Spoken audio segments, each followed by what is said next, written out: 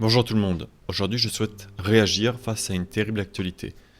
J'ai écrit plusieurs fois ce sujet, car entre le début de celui-ci, le 23 septembre et aujourd'hui, il y a eu 3 accidents, dont 2 mortels. Ces accidents ont tous un point commun, ils impliquent tous un chauffeur de poids lourd. En tant que cycliste et piéton, c'est ma hantise, et il faut rester évidemment le plus loin possible de ce danger, l'anticiper au maximum. Voilà où je me place moi dans l'angle mort. Ici je vois le chauffeur, il voit. Là, ils vont dans l'angle mort, les deux. Alors qu'il y a clignotant. Ah, je ne suis pas sûr que ce soit visible. Et donc, le camion va tourner pendant que le cycliste va continuer. Là, ça, vu qu'elle n'est pas vite. Mais il aurait pu très bien se trouver sous la roue. Et s'il n'y avait pas de véhicule devant, le véhicule aurait pu tourner beaucoup plus vite.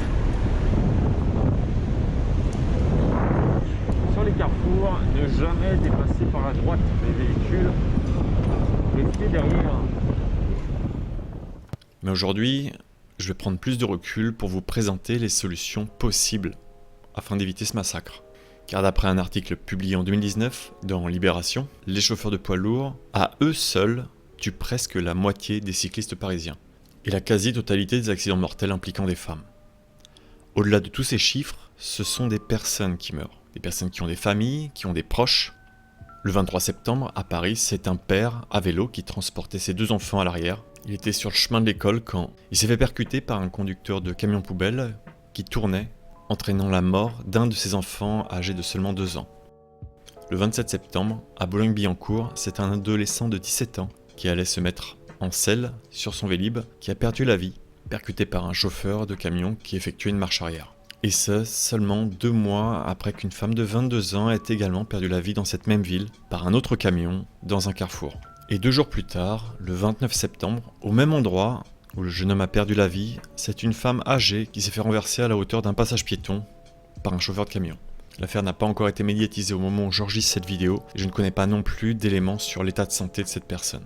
Même si je ne connais pas ces victimes, j'adresse aux proches mes plus sincères condoléances et en ce moment de deuil, sachez que mon soutien et ma sympathie vous revient. Face à cela, existe-t-il des solutions ? Pour cela, je vais aborder le problème avec un angle méthodique. Dans un premier temps, il faut réussir à identifier le danger. Le danger, ici, n'est pas de prendre le vélo, ce n'est pas non plus de traverser la route ou un passage piéton.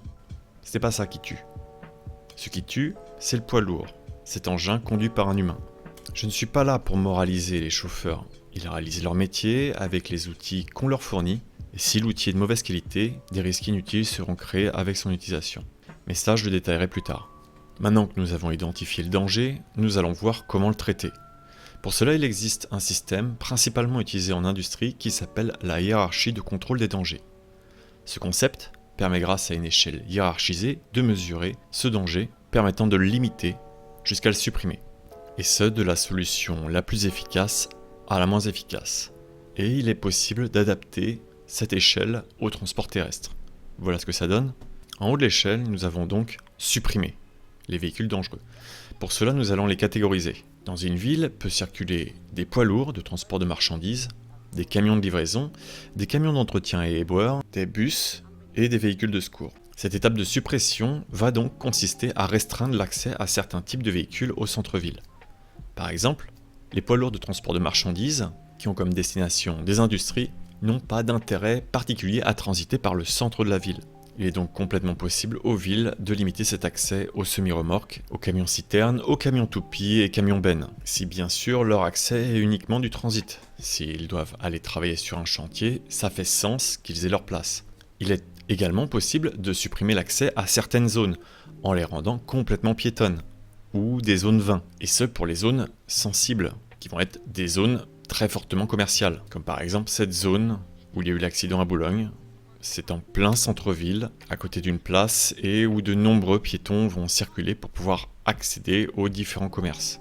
Et bien sûr, si c'est possible, bloquer complètement la circulation autour des écoles pendant les horaires d'ouverture et fermeture de celles-ci, comme c'est actuellement en train d'être fait à Paris par exemple. Et en ville, il est également possible de restreindre les livraisons, le traitement des déchets durant certains horaires, soit uniquement les entrées et sorties de classe, et l'heure de pointe, soit comme à Madrid, toute la journée de 7h à 22h, où les camions de plus de 12 tonnes n'ont pas le droit de rentrer dans la ville.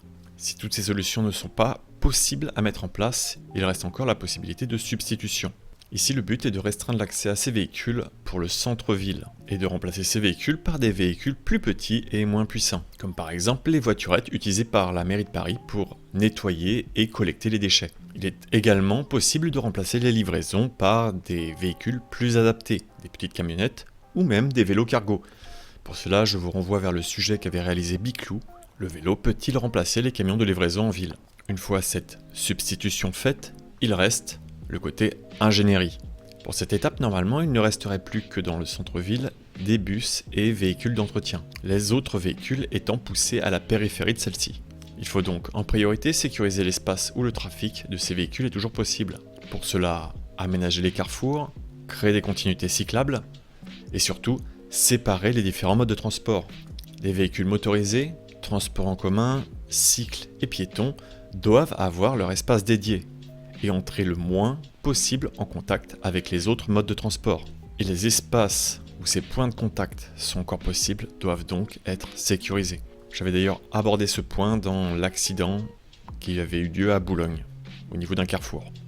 Et en plus de cette infrastructure, il y a maintenant la technologie embarquée dans les véhicules, qui est à voir comme un complément, et ici ça serait d'équiper les différents engins de détecteurs d'angle mort et de caméras. C'est des choses qui existent déjà, qui sont déjà mises en place par certains constructeurs, comme Mercedes.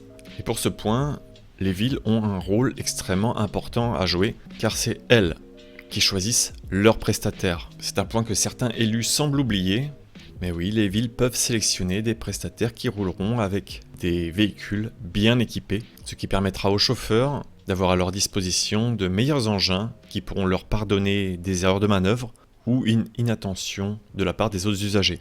Et pour ce point, vous pouvez faire avancer les choses en écrivant à votre ville pour qu'elle arrête de faire appel à des prestataires qui ne disposent pas de véhicules suffisamment bien équipés pour permettre de protéger ses habitants. Pour cela, vous pouvez donc faire appel directement à votre ville ou rentrer en contact avec les associations locales pour pouvoir réfléchir à un axe de communication qui pourra également s'étendre au niveau national.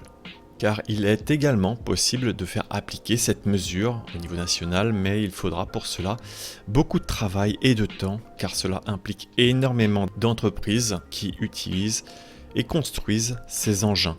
Ici, c'est un vrai bras de fer contre un lobby très puissant. Nous arrivons maintenant au contrôle administratif. L'avant-dernier point de cette pyramide, ici il reste principalement la verbalisation pour les mauvais stationnements principalement, la formation des chauffeurs, pour leur expliquer où sont les dangers, la formation également des cyclistes, c'est également ce que je fais dans mes vidéos, car malgré tous les points précédents, il restera toujours des routes où les usagers devront cohabiter et pour cela il faudra toujours redoubler de vigilance. Et d'ailleurs, l'autocollant angle mort a sa place ici, dans l'avant-dernier niveau de cette pyramide. Et enfin, il reste les équipements de protection individuelle.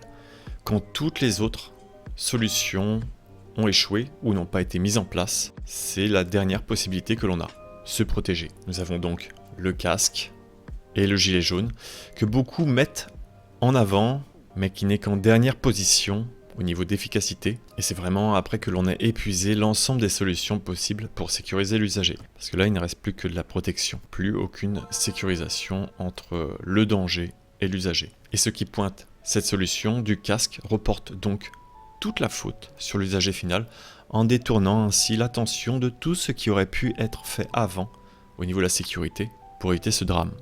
Si les professionnels ont le bon matériel, si les cyclistes ont de bons aménagements, si les piétons ont de belles zones de vie, ça sera moins de risques pour qu'un accident se produise. Vous retrouverez en description toutes les informations nécessaires pour contacter une association ou votre mairie ou plus haut encore, car si chacun fait remonter un problème, il ne pourra plus être ignoré. Certains me diront « mais pourquoi s'indigner pour la mort d'un cycliste ? C'est de la démagogie ».